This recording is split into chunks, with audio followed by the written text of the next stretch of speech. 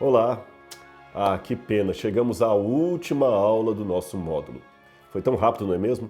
Mas eu espero que esta degustação arqueológica abra ainda mais o seu apetite acadêmico para conhecer cada vez mais o sagrado livro de Deus e tudo que diz respeito ao seu conteúdo. Esse conhecimento nunca terá fim. Como disse Jesus certa vez no Evangelho, por isto mesmo, todo escriba versado no reino dos céus é semelhante a um pai de família que tira do seu depósito coisas novas e velhas. Mateus 13:52.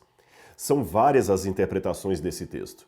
Um escriba, na época de Jesus, era considerado um mestre, um especialista da lei. Eles eram pessoas cuja profissão era escrever. Eles registravam e copiavam coisas importantes por escrito, como, por exemplo, documentos legais ou administrativos, registros históricos, informação comercial e, principalmente, as escrituras. E justamente por isto, por copiar com rigor os textos bíblicos, que eles acabavam decorando, de certa forma, a escritura sagrada. E por isso eram considerados grandes doutores versados em sagrada escritura. Esse aqui, por exemplo, é um fragmento de Abacuque, datado dos tempos de Cristo, e que um escriba copiou em grego. Note que até o nome de Deus é escrito com tinta diferente e em caracteres paleo-hebraicos. Segundo o rigor judaico da época, um homem, para copiar as escrituras, tinha que se purificar todo o tempo e contar letra por letra para que nenhuma ficasse de fora. Mas agora Jesus fala de um escriba versado, uma espécie de aluno bem instruído do reino de Deus. Alguém que pode ensinar coisas sobre o reino por ter aprendido coisas que lhe foram reveladas e aprendido muito bem. Alguém que passou a ser uma referência no que diz respeito ao reino, talvez como um pai, que é uma referência para a sua família. Alguém que consegue, enfim, entrar num depósito e tirar de lá coisas novas e velhas com muita precisão. Alguém, em outras palavras, que acessa o Antigo Testamento, as coisas velhas, e o Novo Testamento, as coisas novas, extraindo desse valioso depósito, a Bíblia Sagrada, coisas que são úteis para a vida hoje. Você há de convir comigo que existem coisas no depósito que se tornaram, de certa forma, obsoletas. Outras são úteis, independente se são velhas ou são novas. Nessa comparação, eu preciso entender que hoje não devo apedrejar uma adúltera apenas porque faziam isto no Antigo Testamento. Mas também não preciso considerar inválido o mandamento de honrar pai e mãe apenas porque foi escrito há milhares de anos. Ele continua atual. E é aí que entra o papel da sabedoria daquele bom escriba de Deus. O escriba versado conhece o depósito de maneira fantástica, caminha por ele com familiaridade, conhece a palavra de Deus. Ele consegue distinguir o que é útil, consegue ver coisas que só fizeram sentido no passado, mas sabe também tirar desse mesmo baú coisas velhas e coisas novas.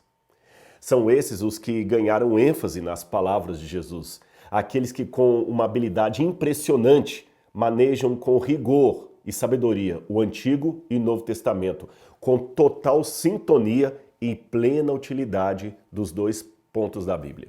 E é por isso que fazemos curso de arqueologia como este para munir você de ferramentas que o ajudarão no entendimento e na compreensão da palavra de Deus. Interessante o comentário que o apóstolo Paulo fez certa vez e que poderíamos chamar de o oposto daquele escriba versado nas coisas do reino. Paulo fala de pessoas que, diferente do bom escriba mencionado por Jesus, falsificam a palavra de Deus. Isso mesmo. Veja o que Paulo escreveu. Rejeitamos as coisas que por vergonha se ocultam, não andando com astúcia nem falsificando a palavra de Deus. E assim nos recomendamos à consciência de todo homem, na presença de Deus, pela manifestação da vontade. 2 Coríntios capítulo 4, verso 2. Nessa passagem, Paulo fala de seu ministério, de sua fidelidade ao cumprimento do chamado de Deus, e ele faz até um contraste entre o ministério e aqueles outros que se assemelhavam a cidadãos que agiam de má fé, com má índole, às ocultas. Eles realizavam suas ilegalidades na calada da noite. Dentre essas pessoas ilegais do tempo de Paulo, estavam alguns mercadores de vinho que adulteravam seu produto antes de vendê-lo aos consumidores mais desavisados. Este era um grande problema na Roma antiga e Paulo aproveita tal situação para ilustrar o que ele quis dizer. Plínio o Velho, que viveu no primeiro século depois de Cristo, reclamava da grande quantidade de vinho falsificado que havia na cidade de Roma.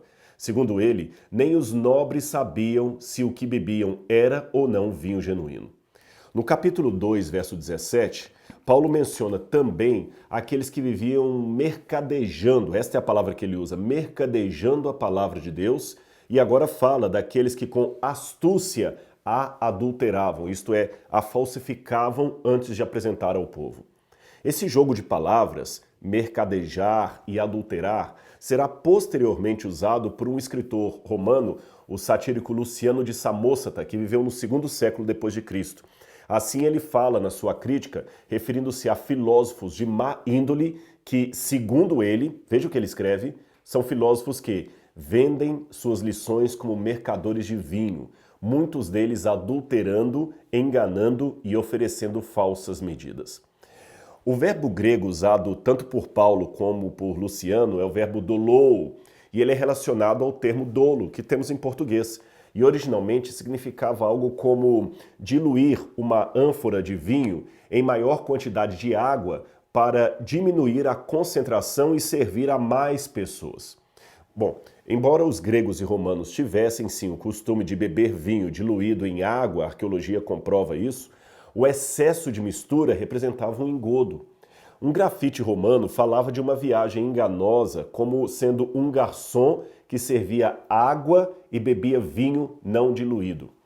Paulo não estava, é claro, fazendo nenhuma apologia ao uso do álcool, mas aproveitou-se de uma situação comum de sua época para ilustrar o seu ponto de vista. A sociedade sofria com os que, às escondidas, adulteravam o vinho. E, de igual modo, a igreja sofria com aqueles que, às escondidas, adulteravam a palavra de Deus. Aqui nessa passagem, Paulo diz que trabalha, diferente desses homens, à luz do dia, podendo ser visto por todos. Paulo não fazia seu trabalho às escondidas, de modo ilegal. Ele não diluía às ocultas a palavra de Deus com acréscimos desnecessários ou palavras vãs, como faziam muitos falsos mestres de seu tempo. E é com este bom exemplo de Paulo que nos despedimos desse curso introdutório, esperando que possamos ser, como disse Jesus, bons escribas aos olhos de Deus, pessoas que vivam a palavra e deixem-se viver por ela. Que o Deus da Bíblia abençoe muito você em todos os seus estudos.